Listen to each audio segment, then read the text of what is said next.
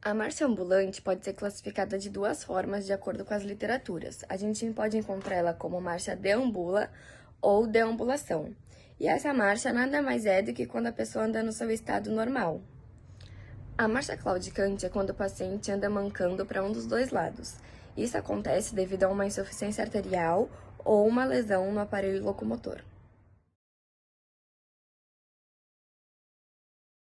A marcha homeopática acontece quando o paciente, ao caminhar, tem a rotação da pelve exagerada, arremessando ou rolando o quadril de um lado para o outro ao caminhar.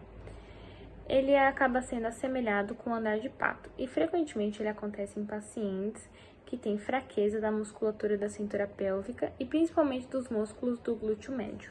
É possível observar a rotação exagerada da pelve e os quadris de um lado para o outro a cada passo. A marcha táxica é quando o paciente, ao caminhar, tem como base a largada, onde as pernas são projetadas para frente e para os lados, e os movimentos são largos e imprecisos, apresentam desequilíbrios e os olhares são voltados para os membros inferiores.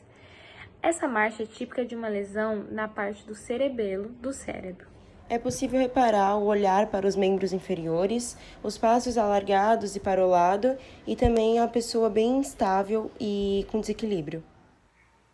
Na marcha escarbante, o paciente apresenta um caminhar arrastando as pontas dos pés no solo. Isso acontece devido à fraqueza na dorsiflexão. O paciente, na tentativa de compensar esses movimentos, ele eleva o joelho para evitar arrastar os pés no chão. Isso tudo acontece devido às lesões nos nervos periféricos. Devido à falta de dorsiflexão, o paciente levanta bastante os joelhos e arrasta a ponta dos pés. A marcha parkinsoniana é caracterizada por passos curtos e pequenos. O paciente curva o tronco e a cabeça e joga o corpo para frente.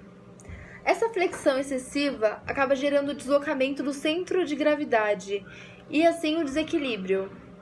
Por conta desse fator, muitos pacientes portadores da doença de Parkinson têm quedas frequentes. Dá para reparar nesse vídeo os passos mais curtos, mais numerosos, a ausência de movimentação dos membros superiores e também a dificuldade de mudar de direção. A marcha parética, ele tem como característica o exagerado levantamento do joelho e a excessiva flexão da coxa sobre a bacia. Os pés, eles são pendentes. A marcha é semelhante à de um cavalo. Pessoas com poliomielite têm essa característica, porque tem lesões sobre o neurônio. Vocês vão ver a seguir um exemplo.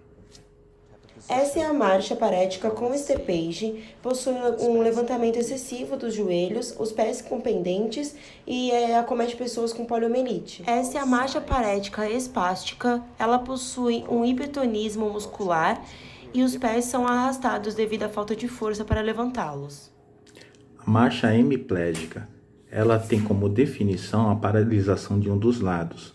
No membro superior, ele fica em adução com a leve pronação da mão. No membro inferior, ele fica espático, totalmente estendido, com um movimento onde a perna arrasta de fora para dentro, similar a um semicírculo, como o exemplo a seguir. O joelho não é flexionado, a perna é arrastada pelo chão, desenvolvendo um hemicírculo, que é metade de um círculo. Bom, eu vou falar sobre a marcha coreica, que apresenta nos pacientes movimentos rápidos e constantes de face, tronco e membros, como a rotação e a flexão do pescoço, lembrando tiques acompanhados de caretas. Apresentam também movimentos de contorção de tronco e membro, e movimentos rápidos com os dedos, como se o paciente estivesse tocando piano, tipo assim. E à medida que surgem os movimentos com a pelve, para diante e para trás, se assemelha a uma dança, acompanhados dos movimentos rápidos de torção de tronco e membro. É possível observar movimentos constantes e rápidos da face, dos troncos, dos membros, e lembra uma dança assim que a pelve começa a se movimentar. Bom, hoje eu vou falar sobre o estado geral do paciente. O estado geral é a primeira impressão que você tem quando o paciente entra no seu consultório. A partir dessas impressões, dessa primeira vista do paciente, você tem que classificar ele em bom estado geral, regular estado geral ou mau estado geral. O bom estado geral é quando o paciente está saudável, quando ele consegue dialogar, consegue falar com você, consegue entender o que você fala, consegue sentar, consegue levantar sozinho.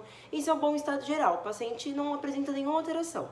Já no regular estado geral, o paciente já pode apresentar alguma alteração na fala, ou então na forma como se senta, e ainda ele pode apresentar alguns sintomas, como febre, como pneumonia, e aí o paciente é classificado em regular estado geral. Ele tem algumas características mais diferentes, só que ainda não chega a ser tão preocupante como o mau estado. Já no mau estado geral, geralmente o paciente ele tá na UTI, então ele não consegue conversar com você, não consegue sentar, não consegue falar. Então você consegue reparar que o paciente ele tá bem delimitado, né? Não consegue fazer praticamente nada. Então ele é caracterizado em mau estado geral.